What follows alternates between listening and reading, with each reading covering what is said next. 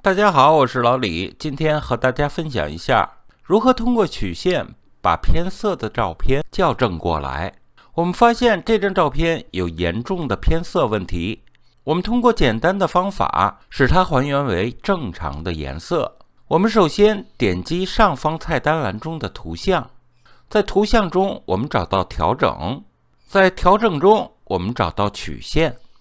我们在这里可以看到有 RGB 通道，我们来选择其中的一个通道，红色。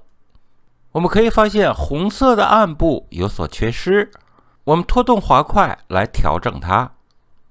我们再来看一下绿色通道，在绿色通道中亮部有所缺失，我们拖动滑轮向左进行调整。左侧的暗部也是有所缺失的，我们拖动滑轮向右进行适当的调整。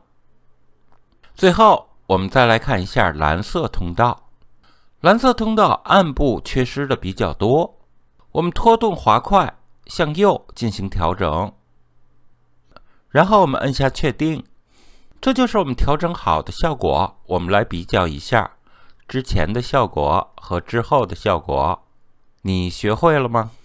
好，我是老李，非常感谢大家收看，我们下次见。